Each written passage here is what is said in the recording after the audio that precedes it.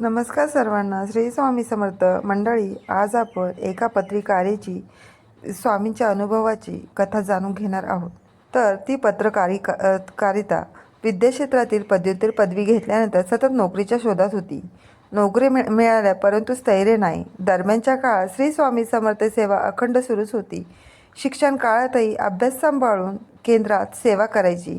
चांगली गुणवत्ता असूनही सरकारी नोकरीचा पास तोंडापर्यंत घेऊन माघारी फिरायची. शेवटी नाईलाजास्तव श्री स्वामी समर्थ महाराजांनी आणि परमपूज्य गुरु माऊलींनी तिच्यावर कृपा केली. कृपेची तर एप्रिल 2008 साली केंद्रात स्वामी पुण्यतिथी सप्ताह सुरू होणार होता. सेवेत सहभागी होण्याची मनाला तिच्या प्रचंड इच्छा, परंतु अडथळे येऊ लागले. परमपूज्य गुरुमाऊलींनी त्यांच्याकडून सेवा करून घ्यावायची होती. त्यामुळे श्री गुरुचरित्र पारायणासह सगळ्या सेवा मन लावून तिने केल्या. शेवटच्या दिवशी रक्तदानही केले आणि पुढील येणाऱ्या सप्ताहासाठी करावयाच्या सेवाही मनात उजळणी केली. शेवटी महाप्रसाद घेऊन स्वामींना साधूनयनाने साकडे घातले की आता तुम्हीच काहीतरी चमत्कार करा. दुसरीकडे तिच्या आईवडिलांनीही नारायण नागबली त्र्यंबकेश्वर येथे पार पाडली.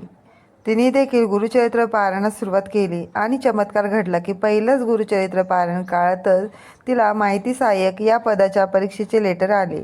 स्वामी माऊलींचा आशीर्वाद घेऊन पुण्याला परीक्षा देऊन आली. लगेच दुसऱ्या गुरुचरित्र पारायणास सुरुवात करणार तोच दिलेली परीक्षा पास होऊन मुलाखतीचे पत्र आले. मुलाखतीसाठी मुंबईला तिला जावे लागणार. त्यामुळे पारायणात खंड नको म्हणून मुंबईहून आल्यावर दुसरे पारायण करते असे स्वामींपुढे कबूल केले. ठरल्याप्रमाणे मुलाखत झाली आणि घरी आल्याबरोबर दुसऱ्या दिवशी पारायणास बसली. पारायण सुरू होऊन जेमतेम 3 दिवस झाले असतील तोच तिला माहिती व जनसंपर्क महासंचालनालय मंत्रालय मुंबई कार्यालयातून तिची निवड झाल्याचा फोन आला.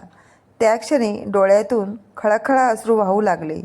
तसेच श्री गुरुचरित्र पारायण पूर्ण केले. 1 जून 2008 रोजी मंत्रालयात माहिती सहाय्यक उपसंपादक पदावर ती रुजू झाली. श्री स्वामींची कृपा, परमपूज्य श्री गुरु माऊलींचा आशीर्वाद. आज तिला सरकारी खात्यात चांगल्या पदाची व चांगल्या पगाराची नोकरी मिळाली. हीच तर आहे स्वामींची लीला. तर मंडळी, या चमत्कारावरून हेच लक्षात येते की आपण जर स्वामींची भक्ती केली तर स्वामी नक्कीच आपल्या पाठीशी राहतात. आपण स्वामींची मनापासून भक्ती करा. स्वामींचा आशीर्वादाचा हात आपल्या मस्तकी कायम राहील आणि आपल्या सर्व काही मनोकामना पूर्ण होतील.